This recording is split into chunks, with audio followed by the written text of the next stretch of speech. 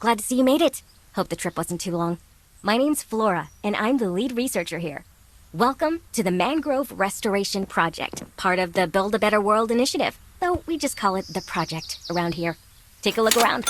A place like this should be teeming with mangroves, but, well, it isn't anymore. People have been tearing down the trees for years, making room for boats, businesses, factories, you name it. Mangroves provide homes for all sorts of creatures, like places in their weaving roots for fish to hide and treetops for monkeys to swing from. Without the mangroves, though, those animals started to disappear from the area. To make it worse, without the mangroves, there aren't enough plants to pull carbon dioxide from the atmosphere. CO2 contributes to climate change, and climate change makes it that much harder for mangroves to grow on their own. That's where we come in. Believe it or not, mangroves pull far more carbon dioxide from the atmosphere than most trees on land. In a healthy mangrove forest, the soil could have up to 4 times as much carbon stored in the sediment beneath them than you'd expect to find even in a rainforest. Considering the monumental amount of good that rainforests do for our environment, that is a significant contribution on the mangroves' parts. See, all plants need carbon dioxide to grow, so they pull what they need from the atmosphere and turn it into new branches and roots. However, whenever a tree dies or part of it, like the leaves, fall off, the dead plant matter decomposes and the carbon leaks back into the atmosphere. Mangroves, on the other hand, grow extensive tangled root networks underwater. When a tree dies, the roots that are buried under the mud and silt decompose, and the carbon starts to seep through to the surface. The regular decomposition time could release all the dead plant's CO2 back into the world within a decade. But mangroves can store carbon for much, much longer. So for carbon to be stored within the mangrove's roots, it cannot just be an intact forest. It has to be a healthy one.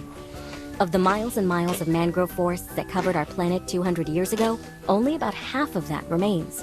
It's up to us to preserve what we have and to restore what we have lost. The more mangroves we plant, the less dangerous climate change becomes, and the more animals will be able to return. When the animals return, then we'll start to see the broken down villages revive as their inhabitants return to make a living from fishing, beekeeping, and other local economies. To make that happen, I'm trusting you with this. This is the State-of-the-Art Vegetation Implementation and Growth Stimulation System 2000 trademark. Well, that's what the R&D department likes to call it. But boots on the ground folks like you and me, we just call it the seed cannon. It makes planting trees and the like infinitely easier and helps bypass one of the greatest restrictions to plant growth: time. Come on, I'll show you how it works. All right, see that patch of dirt? Aim the seed cannon at it and then use it like you would any other item or tool. I've already loaded a mangrove seed for you. Upon releasing the trigger, the seed will shoot out and the tree will pop up like a meerkat. Give it a whirl.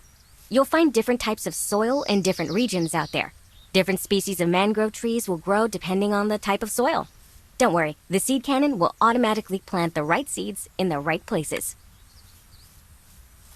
Excellent! Good to see you're quick on the uptake. I don't have any more mangrove seeds on me, so you're going to have to gather them yourself. You see those little things hanging from that mangrove you just grew? Those propagules function as seeds. Normally, you would never be allowed to take these. It's against the law to harvest propagules in many parts of the world because of how few of these trees are left. But we have been given special permission. People are trusting us to collect these propagules so that we can plant and grow more of these weird, wonderful mangroves. Just make sure to be careful and respectful. Anyhow, I've got just one more thing to give you before you go running off to start saving the forest. Come with me back to the research station.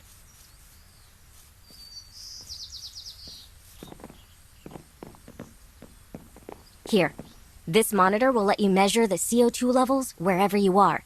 Just holding it in your hand and glancing at it will give you a rough idea of how much is in the air. If you see that needle pointing all the way to the right, then the area you're in desperately needs mangrove intervention to help clean the atmosphere. As another way to detect greenhouse gases, you can use the item more directly like a camera to actually see the clouds of CO2 around you.